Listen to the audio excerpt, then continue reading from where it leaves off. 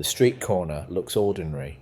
You have walked past it 1,000 times, and you have seen the red brick, the wrought iron, and the heavy limestone foundations without truly seeing them.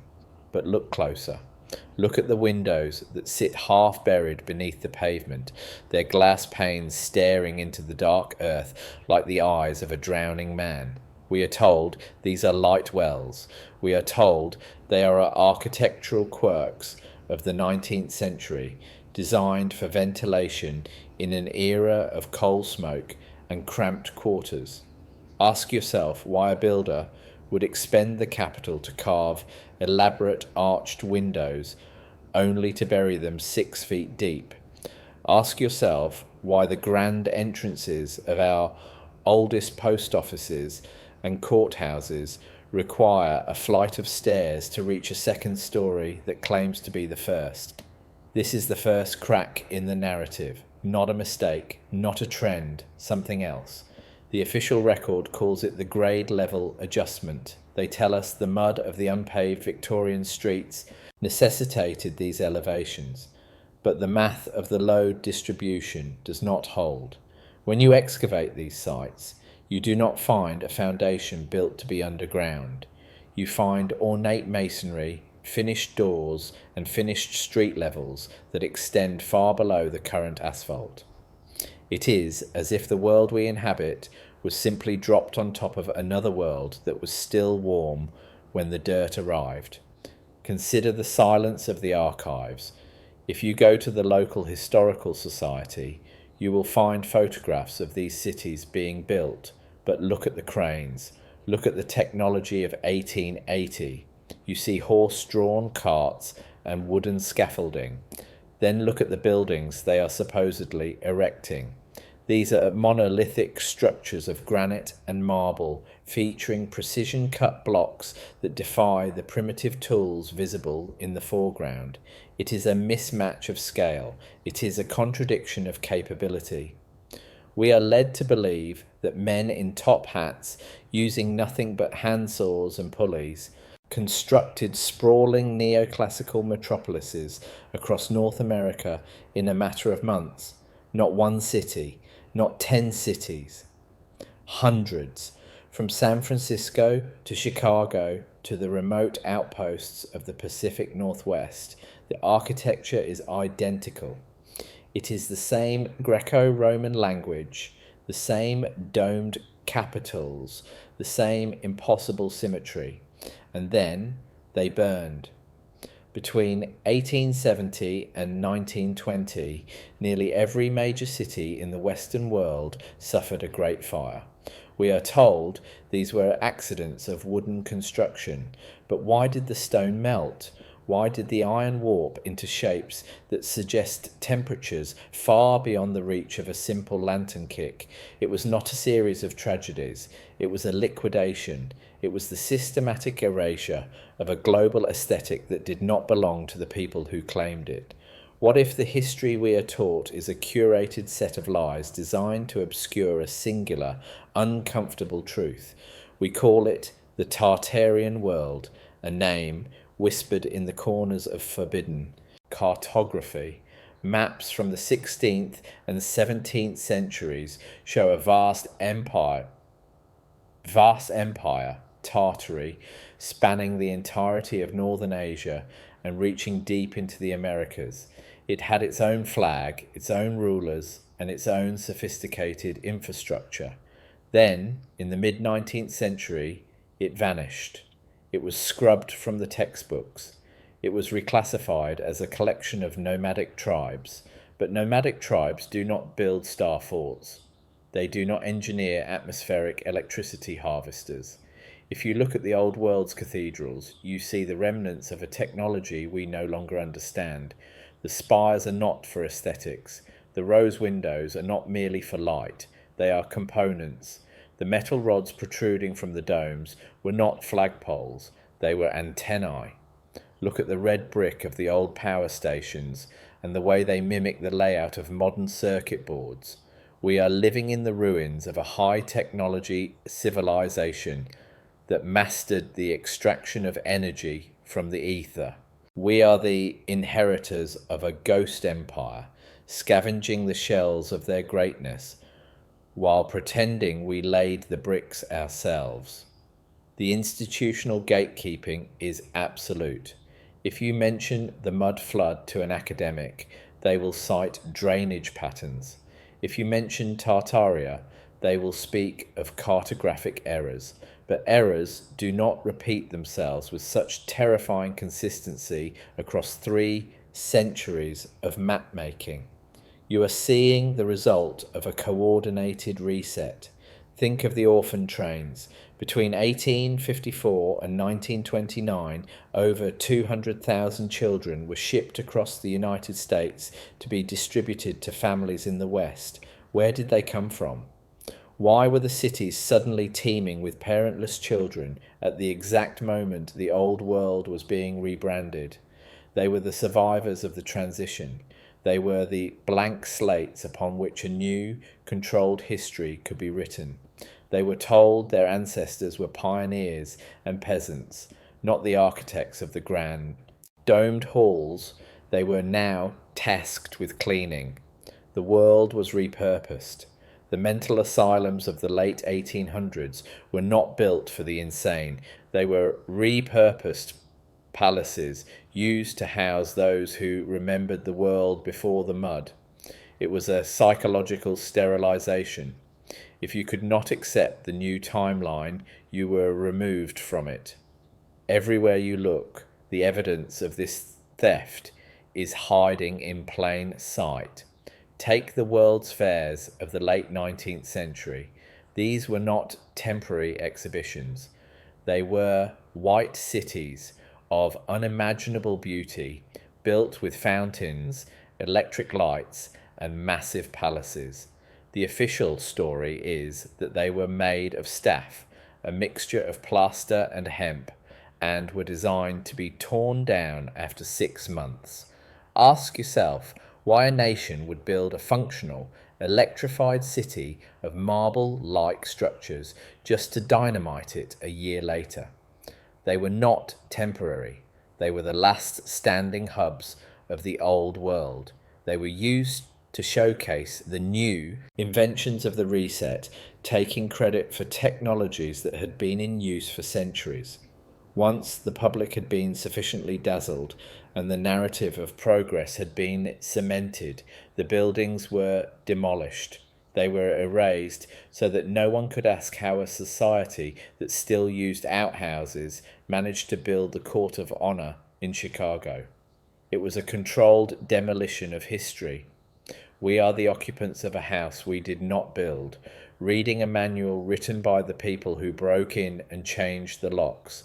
The scale of the deception is so vast that the human mind instinctively rejects it. It is easier to believe in a series of coincidences than in a global conspiracy of silence, but the patterns remain. Look at the star forts. They are found on every continent, from the shores of Japan to the plains of Europe to the coasts of the Americas. They are perfectly geometric, fractal-like bastions that defy the ballistic needs of the eras they were allegedly built in. They are not defensive structures. They are frequency resonators. When viewed from above, their similarity to cymatic patterns, the shapes formed by sound vibrations in matter, is undeniable. They were the nodes of a global energy grid. This was a world of free energy, of clean light, and of harmonic resonance with the earth itself. It was a world that could not be metered, it could not be taxed, and so it had to be destroyed. The rulers of the current paradigm, the controllers of the coal, the oil, and the central banks, could not allow a civilization based on the ether to persist. They brought the mud. They brought the fire. They brought the silence. We must investigate the Great Reset of the 1800s, not as a conspiracy theory, but as a forensic reality. The evidence is etched into the very stones of our cities. Why do so many old buildings have scrapers for shoes at the top of a flight of stairs that leads to what should be the second floor? Because the stairs were added after the ground level rose. Why are the basements of London, New York, and Moscow filled with ornate pillars and vaulted ceilings that no one was ever meant to see? Because they were not basements. They were the ground floors of a civilization that was buried under a deluge of silt and soil. Whether this was a natural cataclysm or a weaponized environmental event is the question that haunts the edges of our research. What we know is that the aftermath was exploited. The survivors were re-educated, the maps were redrawn, the Tartarian flag, with its owl and its dragon, was lowered for the last time, and the flags of the modern nations were raised over the mud-caked ruins. Ask yourself why the history of the world suddenly becomes blurry before the year 1850. Why are there so few primary sources that haven't been filtered through a government-approved university? Why is the census data of the 19th century so filled with anomalies? We are living in a manufactured timeline. The Middle Ages were an invention to distance us from the height of the Tartarian era. The Renaissance was not a rebirth of Greek knowledge, but a desperate attempt to decode the technology left behind by the giants who preceded us. We are smaller than our ancestors, not just in stature, but in spirit and in understanding. We look at the Great Pyramids or the ruins of Baalbek, and we wonder how primitive man moved such stones.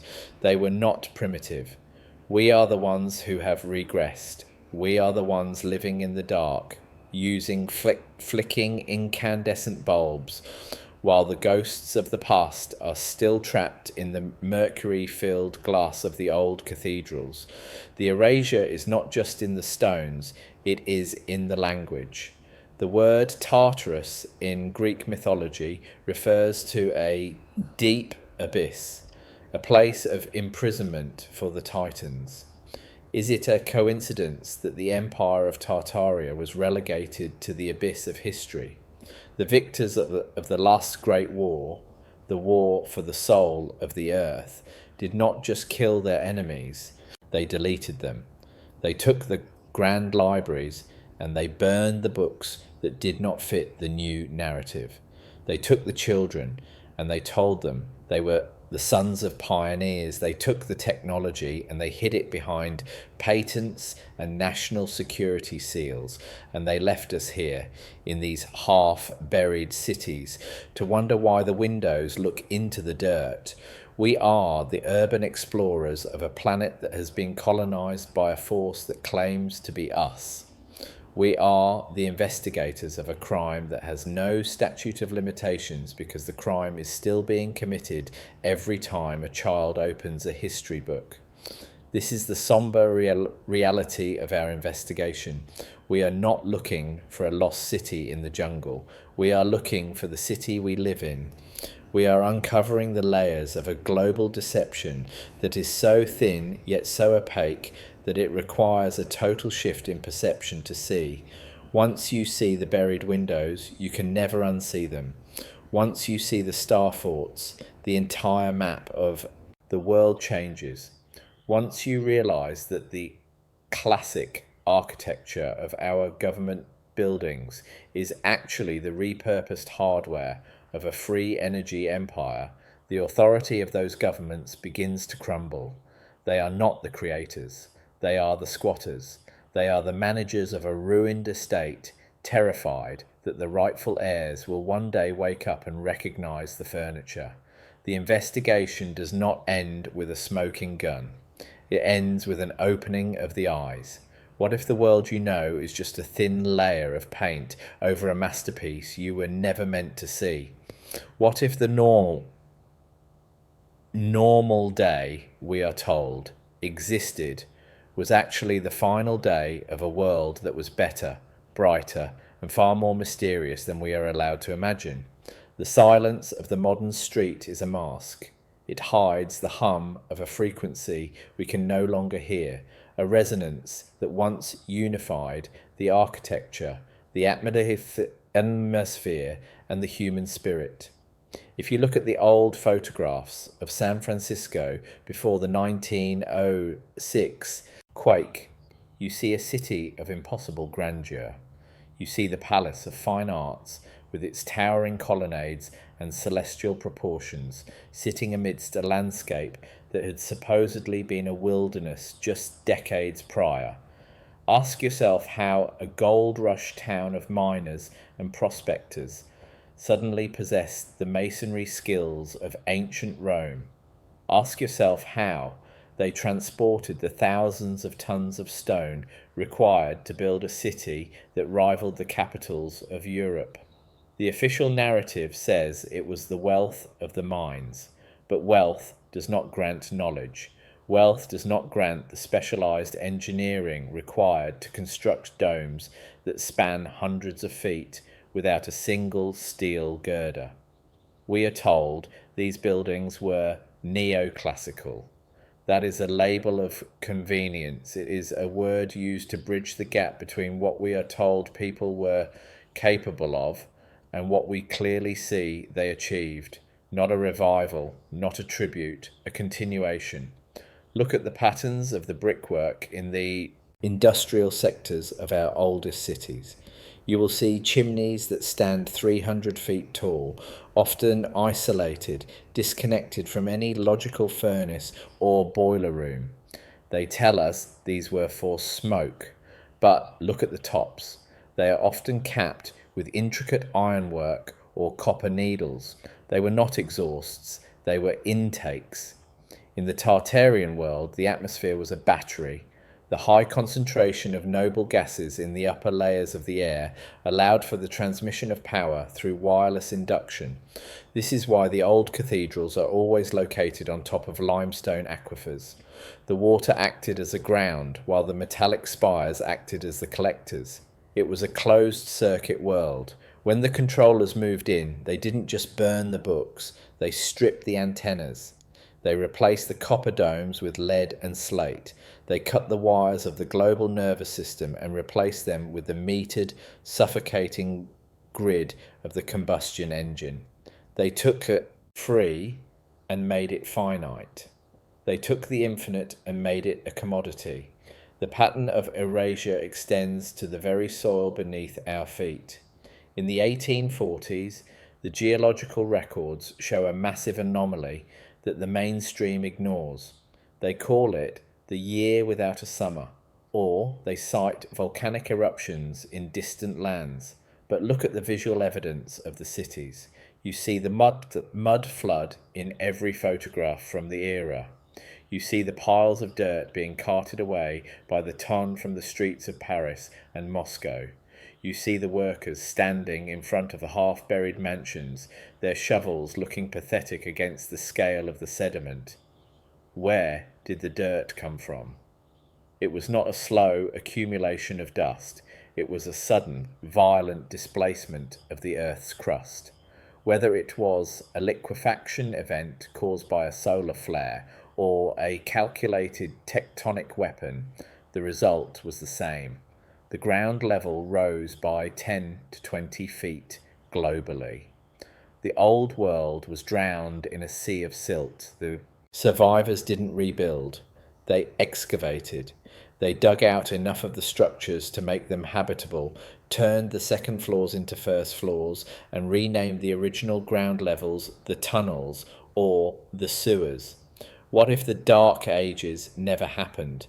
What if the timeline was stretched by 1,000 years to make the recovery of the Tartarian ruins seem like a natural progression of human history?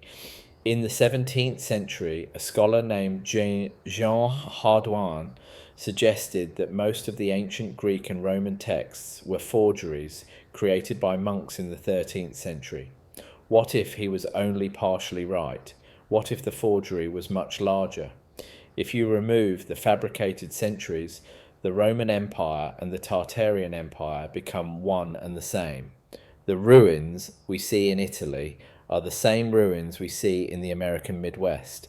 They are the remnants of a single global civilization that was unified by a common architectural language and a common source of energy.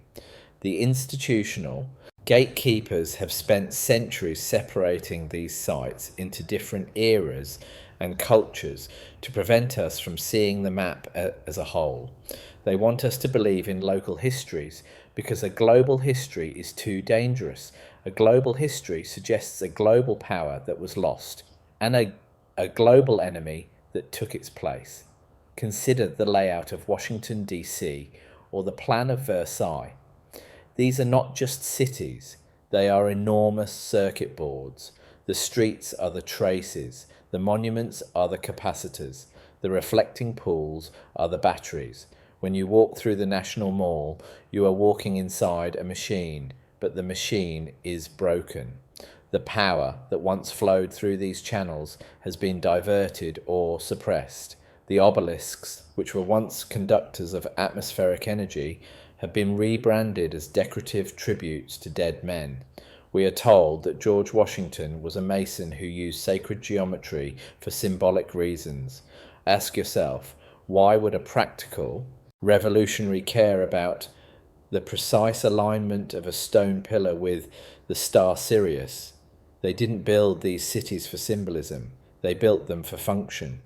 The symbolism was the story they gave the public after they seized the hardware. It is the ultimate form of camouflage.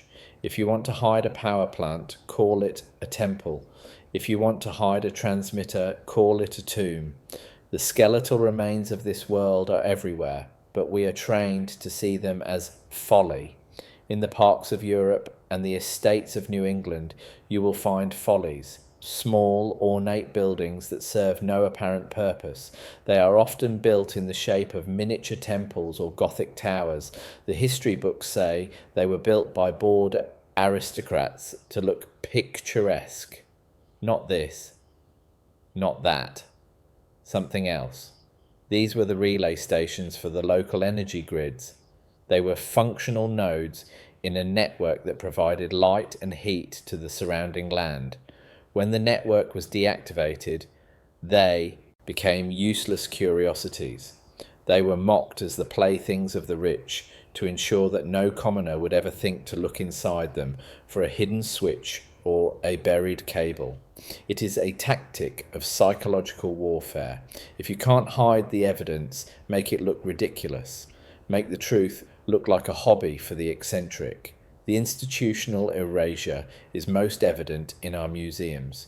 We are shown the primitive tools of the past, the stone hammers, the wooden ploughs, the crude oil lamps. But then we are shown the jewellery.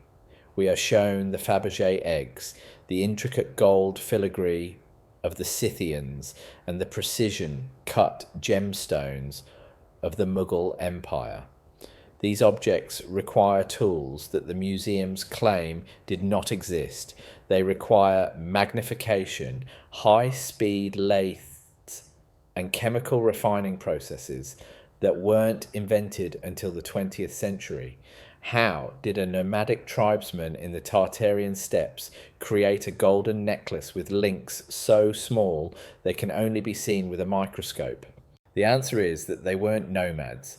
They were the masters of a sophisticated metallurgy that used vibration and magnetism instead of heat and hammers. We are being shown the peasant side of history, while the palace side is kept in the vaults or labelled as anomalous artefacts. Ask yourself about the great explorers of the 1800s, men like Lewis and Clark, or the mappers of the Australian interior. Were they discovering new lands, or were they performing a post-cataclysmic survey of the ruins? When you look at their journals, they often mention finding abandoned fortifications or strange stone mounds in places where no civilization was supposed to exist. These findings are always glossed over in the modern editions. The explorers were the scouts for the new controllers. Their job was to identify what was left, what could be salvaged, and what needed to be hidden. They were not pioneers, they were scavengers. They were marking the spots where the mud had been the thinnest, where the old world's technology was still protruding from the earth like the ribs of a shipwreck. They were the ones who drew the new maps that excluded the word Tartaria and replaced it with unexplored territory. The world we live in is a palimpsest. It is a piece of parchment that has been scraped clean and written over, but the original text is still visible if you hold it up to the light. The Industrial Revolution was not an era of invention. It was an era of reverse engineering. We didn't invent the steam engine. We found the designs in the basements of the star forts. We didn't invent the telegraph. We rediscovered the resonant wires that had been buried in the silt. Every leap forward in the 19th century corresponds to the discovery of an archive or the excavation of an old site. We are a civilization of imitators, preening ourselves on our ingenuity while we struggle to replicate the simplest feats of our predecessors. We cannot build a cathedral that will last 1,000 years, yet we live in the shadows of structures that have survived fire, flood, and intentional demolition. We are the children of the reset, playing with the broken toys of a Titan empire. The unsettling truth is that the reset may not be a one-time event. If history is a manufactured narrative, then time itself is a tool of control. The normal day in the Tartarian world was not a day of peace. It was a day of transition. It was the moment the sky changed colour, the moment the frequency shifted, and the moment the mud began to rise. It has happened before, and the patterns suggest it will happen again. The controllers know this. They are not building for the future. They are building for the next excavation. They are preparing the next set of lies for the next set of orphans. As we stand on the street corner, looking at those half-buried windows, we must realize that we are not just looking at the past. We are looking at a warning. The dirt is always waiting to be moved. The history is always waiting to be rewritten. The question is not whether the Tartarian world existed. The question is, what will they call our world after it is removed? The institutional gatekeepers would have us believe that the 19th century was an era of unprecedented human expansion. They point to the railroads, those iron veins pumping the lifeblood of commerce across the continents. But look at the tracks. Look at the routes. In almost every instance, the modern rail lines follow the exact contours of pre-existing embankments and tunnels. They tell us these were carved by the sweat of immigrant labour and black powder. Ask yourself how a workforce of manual labourers could cut perfectly circular tunnels through solid granite at a rate of miles per week. Not this, not that, something else. The railroads were not built, they were cleared. They are the remnants of an ancient global transportation network that used magnetic levitation or pneumatic pressure. We simply laid our crude iron rails over their legacy. We took their high-speed arteries and turned them into slow, clanking paths for coal-burning beasts. It is the same pattern of institutional erasure. Find the infrastructure, hide its origin, and claim the progress as your own. Consider the phenomenon of the Star Fort, those geometric masterpieces of masonry scattered from the Netherlands to the heart of the American South. We are told they are the pinnacle of 17th century military fortification, designed to deflect cannon fire. But look at the complexity of the fractal designs. They are masterpieces of symmetry that serve no ballistic purpose. Why build a 10-pointed star when a simple square would suffice? And why are they always built near water, often with sophisticated underground channels that lead nowhere?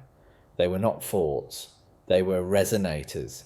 They were the power plants of the Tartarian world, using the piezoelectric properties of quartz-rich stone and the movement of water to generate a localized energy field.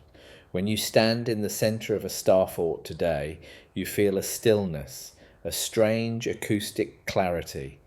That is the ghost of the frequency. The cannons we see in historical drawings were not weapons. They were the grounding rods and discharge pipes. The history was rewritten to turn a world of energy into a world of war.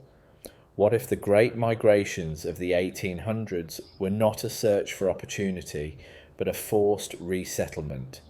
We see the photographs of empty cities, grand boulevards of stone and marble with no one on the sidewalks. In the early days of photography, long exposure times were said to blur moving people into invisibility. Ask yourself why the horses and carriages are also missing. Ask yourself why the windows are dark. These cities were found, not built. They were standing there, pristine and silent, after the waters of the mud flood receded. The settlers were brought in to occupy a ready-made civilization. They were handed keys to houses they could never afford to build and told they were the inheritors of a new frontier. The true history of the people who lived there, the people who understood the atmospheric harvesters and the star-fought power grids, was systematically bleached from the record. They were labelled as primitives or savages, so that their sophisticated cities could be claimed by the newcomers without guilt. The architecture of the Tartarian world was not just functional, it was biological. They understood that the shapes of our buildings influence the health of our bodies. The domes and arches were designed to catch the subtle vibrations of the earth and amplify them, creating an environment of healing and longevity.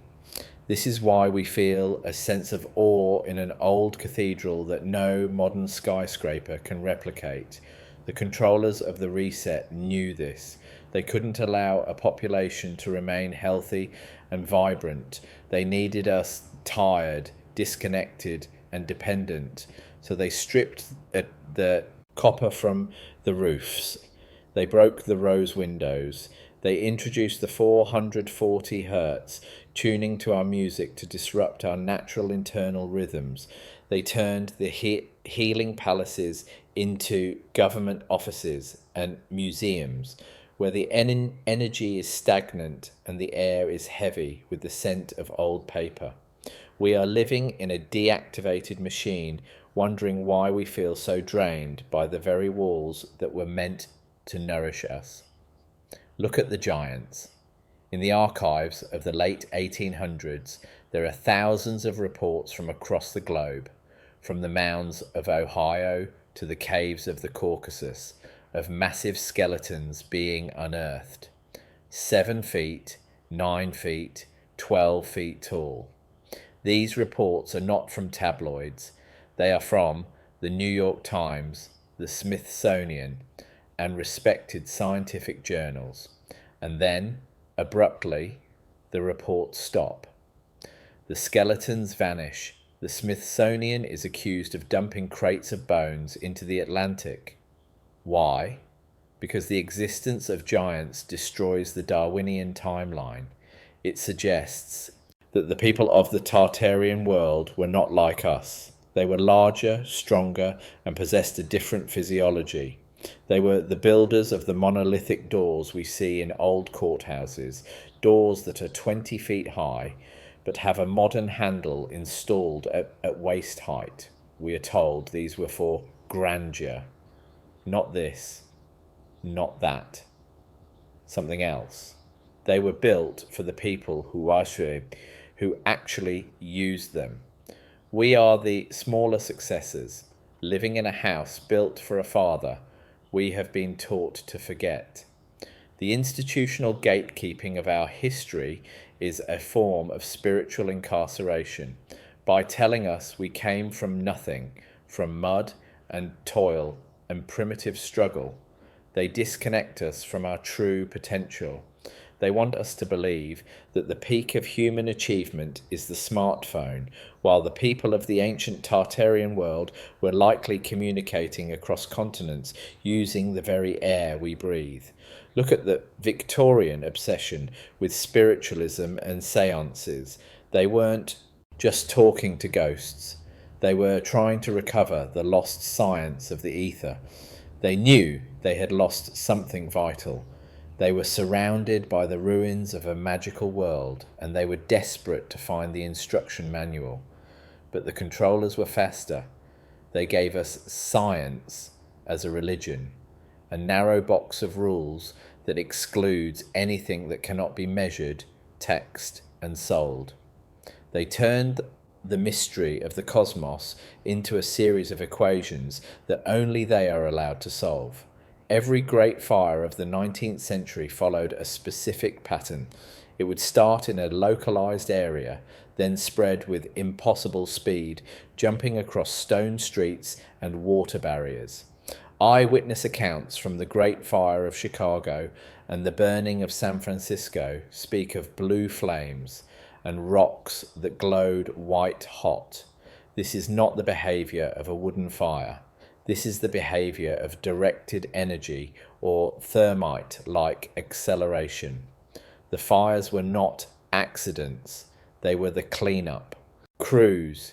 Any building that was too clearly Tartarian, any structure that too obviously defied the new narrative of progress, was marked for destruction. The fires allowed the controllers to rebuild the cities in their own image, with narrower streets, smaller buildings, and a total lack of atmospheric energy harvesters. They burned the evidence of our greatness and built a prison of brick and mortar over the ashes. Ask yourself about the great expositions. These were the World's Fairs held in cities like St. Louis, Omaha, and Buffalo. They featured palaces of electricity and temples of industry that were thousands of feet long and covered in millions of lights. We are told these were built in less than a year using temporary materials. If you look at the photos, you see the massive foundations and the heavy stone statuary. These were the last remnants of the Tartarian urban centres. They were fenced off, turned into a paid attraction, and then demolished. It was Oz, ritualized destruction. They invited the public to see the beauty one last time, to marvel at the new inventions, and then they blew it all up. It was a way to make the impossible seem like a fleeting dream. They showed us what we could have had, and then they told us we weren't ready for it. The normal day in the Tartarian world was a day of harmony between technology and nature. There were no power lines because the power was everywhere. There were no hospitals because the architecture itself was a form of medicine. There was no poverty because the resources of the earth were harnessed for the benefit of all, not the profit of a few. That world was removed not because it failed, but because it succeeded too well. It was a world that could not be controlled. It was a world of free men and women who knew their place in the stars. The reset was a coup d'etat against humanity. The mud was the curtain they pulled over the stage, and now we are the actors who have forgotten our lines, standing in the dark, waiting for someone to tell us what to do next. The investigation into the Tartarian world is an investigation into our own amnesia. We are the survivors of a shipwreck, huddled on a beach, trying to remember the name of the ship. We look at the ruins behind us, and we see ancient history, but it is actually our own stolen yesterday. The skeptical mind will ask for proof. The proof is in the windows beneath the dirt. The proof is in the star forts that resonate with the sound of the wind. The proof is in the feeling of loss that haunts our modern cities. We are not looking for a myth. We are looking for a memory. And once that memory is recovered, the current world, the world of borders, of bills, and of artificial scarcity, will be revealed for what it truly is: a temporary camp built on the ruins of a palace. We are the heirs to the Tartarian world, and it is time we stopped acting like orphans. The erasure is most chilling in its architectural uniformity. If you travel to the heart of Melbourne, Australia, and then to the centre of Buenos Aires, or the historic districts of St. Petersburg, Russia, you are struck by a terrifying realization. These cities were not built by disparate cultures separated by oceans and ideologies. They are the same city, the same Corinthian columns, the same recessed arches, the same subterranean levels staring out from behind wrought iron grates. We are told this was the era of colonialism, that the empires of Europe exported their style to the corners of the globe. Ask yourself, how did a British Empire, already stretched thin by war and logistics, manage to ship the millions of tons of precision-cut marble and granite required to build a neoclassical metropolis in the Australian bush before the invention of the steam shovel? Not this. Not that. Something else. The empires did not bring the architecture. They found it. They claimed it. They planted their flags on buildings that were already centuries old and wrote themselves into the foundation stones. Consider the mystery of the old world lighting.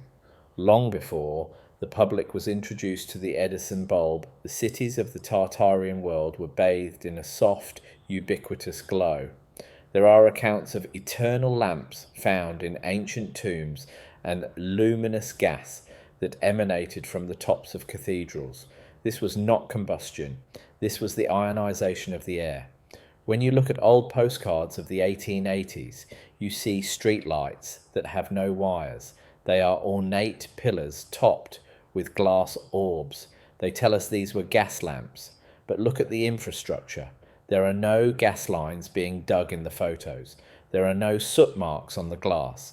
These were atmospheric harvesters that drew power from the localized energy field generated by the nearby star forts and domes. The great blackout of the transition was not a failure of technology, but a deliberate disconnection. The controllers replaced the free, wireless light of the past with a metered, wired system that they could turn off the moment a citizen stopped paying. They traded the sun for a candle and called it progress. The institutional erasure of Tartaria required a total reclassification of geography.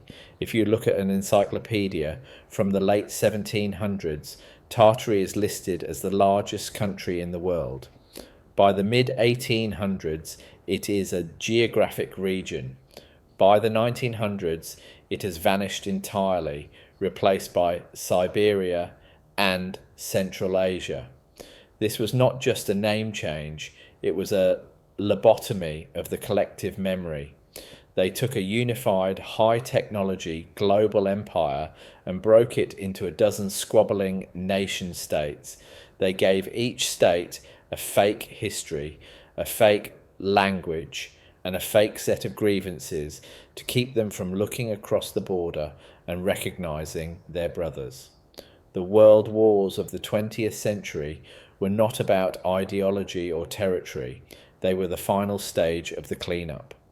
They were designed to destroy the last standing remnants of the Tartarian infrastructure, the grand bridges, the ornate city centres, and the massive libraries that contained the true maps. We are told we fought for freedom. What if we were actually being used to finish the demolition of our own heritage? What if the Industrial Revolution was actually a regression? We are taught that the transition from horse-drawn carriages to internal combustion engines was a leap forward, but look at what we lost. We lost the ability to travel without poisoning the air. We lost the ability to build structures that lasted millennia. We lost the secret of liquid stone, the geopolymer technology that allowed the Tartarians to pour granite and marble into moulds like concrete, creating the seamless, ornate facades that baffle modern masons. If you look at the stones of a Victorian courthouse under a microscope, you don't see the tool marks of a chisel. You see the crystalline structure of a chemical pore. We didn't learn how to build. We learned how to manufacture. We replaced quality with quantity and the eternal with the disposable. We are living in a plastic world built on the bones of a crystal civilization. The pattern of the mud flood suggests a localized manipulation of reality. In some cities, the sediment is 10 feet deep. In others, it is 20. But in every case, it is composed of a fine, processed silt that does not match the local geology. This was not a flood of water. It was a flood of earth. Some researchers point to the liquefaction theory, that a massive frequency-based event caused the very ground to turn into a liquid state, swallowing the lower floors of buildings before solidifying.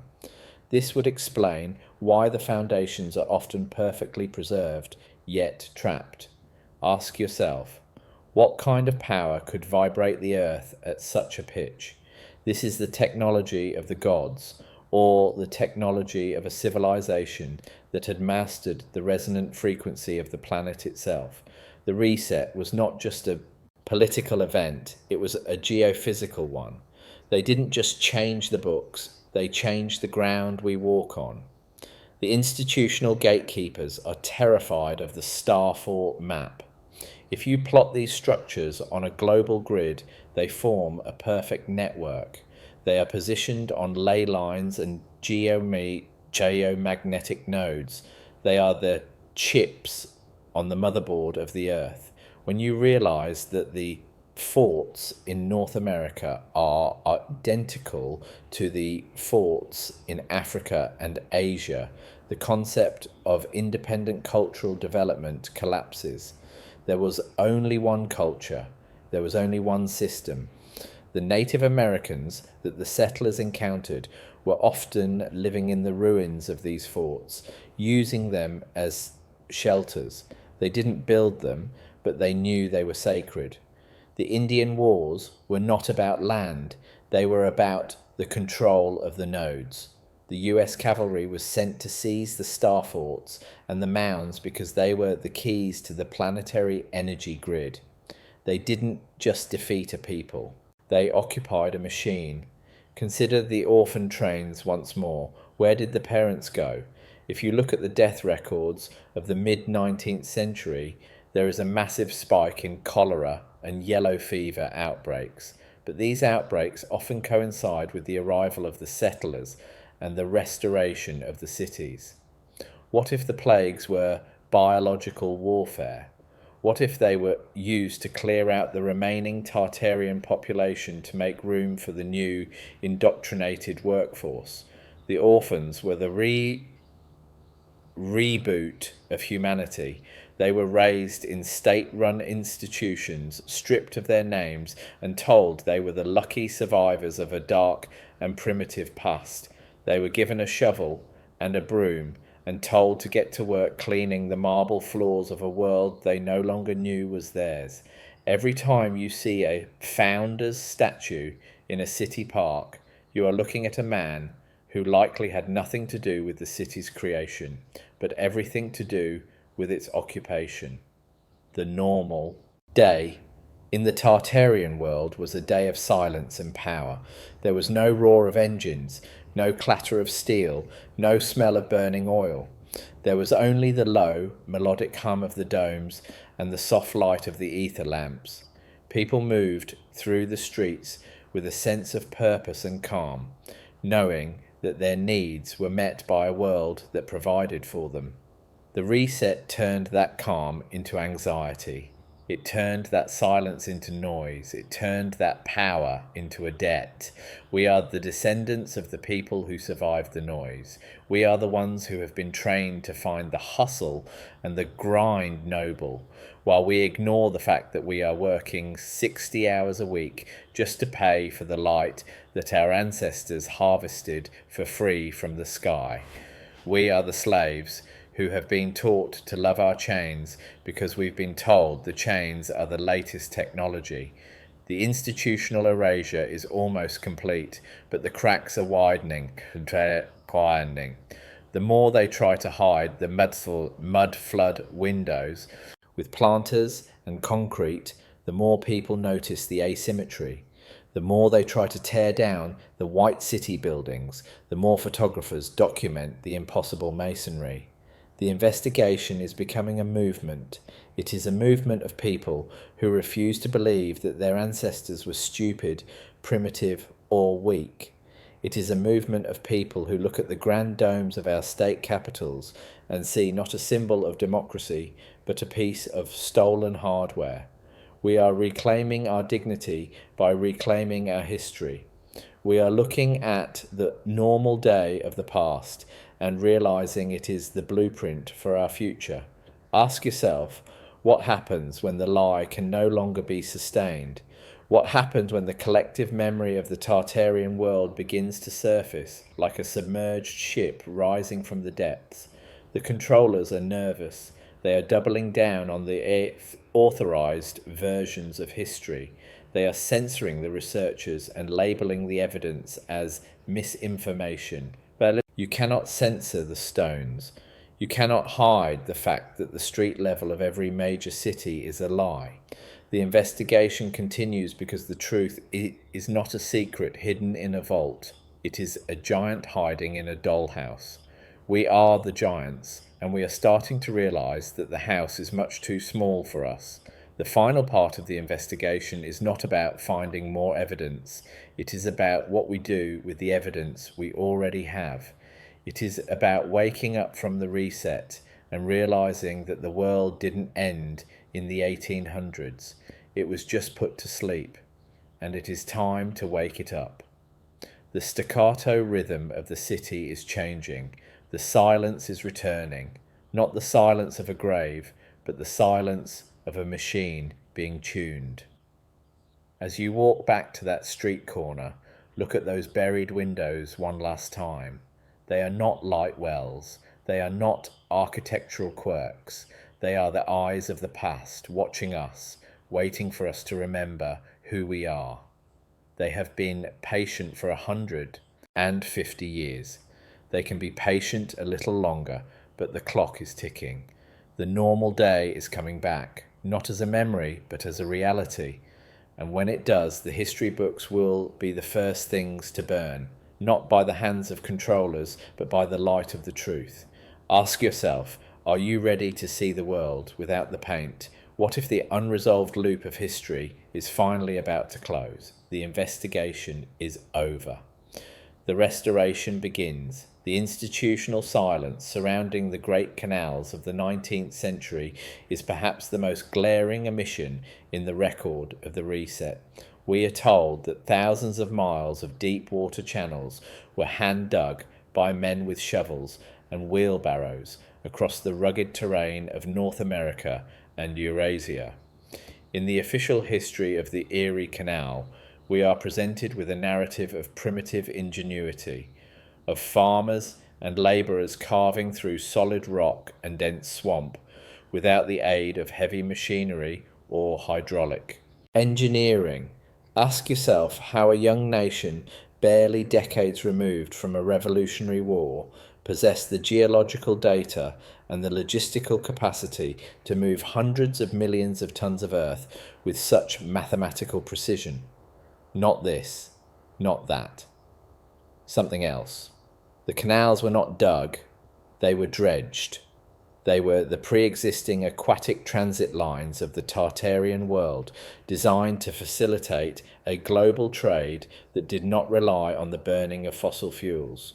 They were part of a massive, interconnected hydrological system that regulated the climate and provided a medium for resonant energy transmission. The construction we see in the 1820s was actually a restoration project, an effort by the new controllers to clear the silt of the mud flood and reclaim the waterways for their own strategic purposes. Consider the acoustic levitation that must have been required to move the megaliths of the old world. In every corner of the planet, we find stones weighing hundreds of tons, blocks so massive that even our modern heavy lift cranes struggle to shift them. The mainstream archaeologists speak of log rollers and thousands of slaves. Ask yourself if you have ever seen a log that can support 500 tons without being crushed into splinters. Ask yourself how thousands of men could coordinate their pulling strength in a space too small for them to stand. They did not use muscle, they used sound.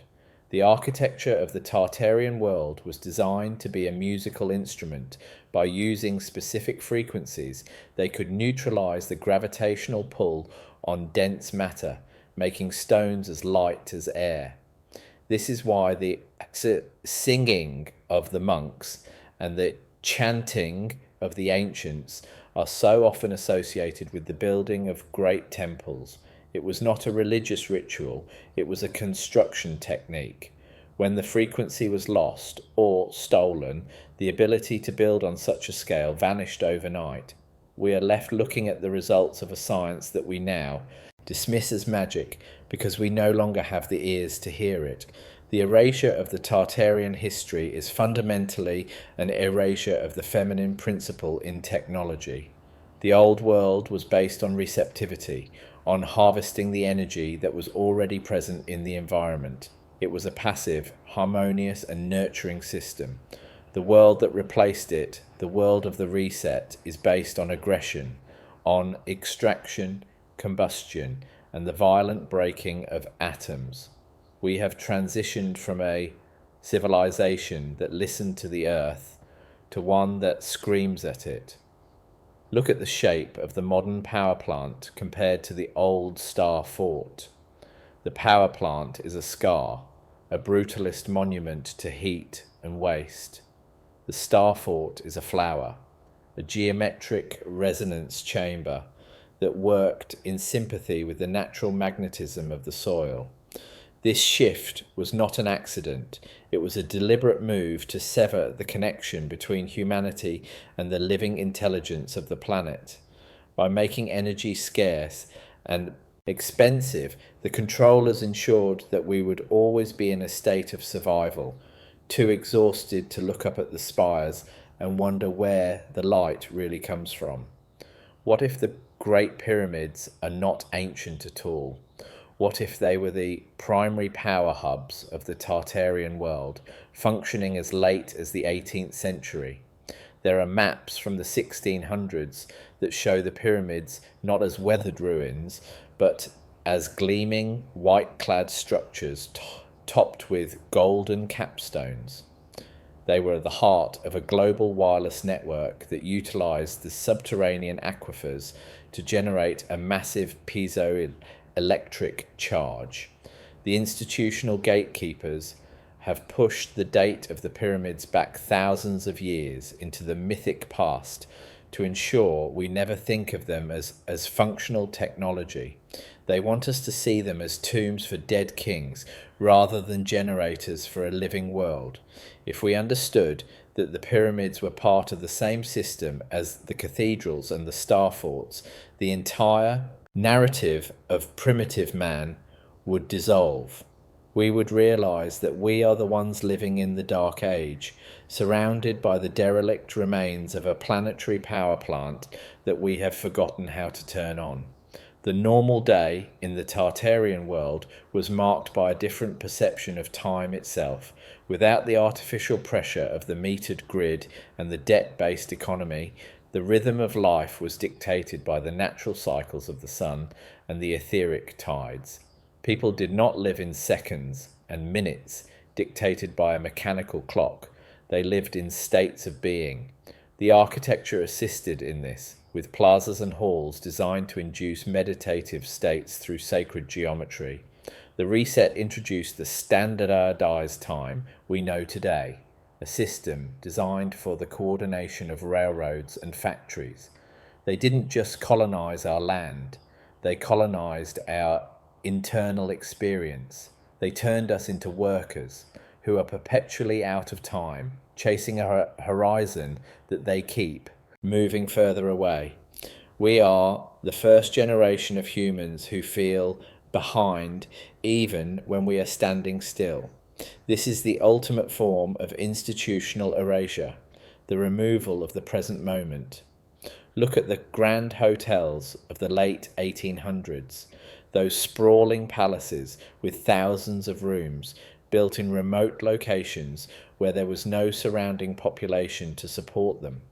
We are told they were built for the leisure class. Ask yourself why an investor would build a marble palace with its own power plant and ballroom in the middle of a wilderness that required a 3-day carriage ride to reach. Not this, not that, something else. These were the administrative hubs and residential centres of the Tartarian world. They were not hotels. They were the standardised living units of a highly organised utopian society. When the reset occurred, these buildings were discovered and repurposed as playgrounds for the new elite. They were given names like the Overlook or the Grand to mask their original function as communal dwellings for a civilization that did not recognize the concept of private property in the way we do today. They were built for everyone, and then they were stolen for the few. The institutional gatekeepers used the Museum of Natural History as a tool for de-evolutionary propaganda. They show us the transition from ape to man, a slow climb from the mud. But if you look at the out-of-place artifacts, the spark plugs found in 500,000-year-old geodes, or the aluminum gears found in coal seams, the narrative falls apart. These are not anomalies. They are the debris of the previous cycles of the Tartarian world. History is not a line, it is a circle. We have been at this peak before, and we have been reset before. The normal day we are investigating was just the most recent iteration. The controllers keep us focused on the primitive past so that we don't realize we are currently living in the decayed future. We are the recycled material of an empire that has been collapsed and rebuilt a dozen times, each time with a slightly more restrictive set of rules. Ask yourself why the Statue of Liberty is standing on a star fort. The official story says it was a gift from France, placed on Bedloe's Island because of its strategic location. But look at the base. It is a perfect 11-pointed star, a sophisticated resonant foundation that predates the statue itself. The statue was not a monument to liberty, it was a plug designed to cap the energy output of the fort. It is a symbolic and literal grounding rod. By placing a heavy copper icon on top of a primary energy node, the controllers signaled their dominance over the old world's power. It is a victory trophy. The torch she holds is a mockery, a flame that requires a wire, replacing the wireless light that once radiated from the star fort's own peak. Everywhere you see a monument, look at what lies beneath it. You will find the suppressed hardware of a world that was once truly free. The investigation into the Tartarian world is a journey into the heart of a holographic lie. We are told that the world is solid, that history is fixed, and that our reality is the only one possible. But the half-buried windows tell a different story. They tell us that reality is malleable, that the earth can be reshaped in an instant, and that the story of our lives can be rewritten by those who hold the pen. The skeptical mind asks, how could they hide something so big? The answer is, they didn't hide it. They told you it was something else. They used your own eyes against you.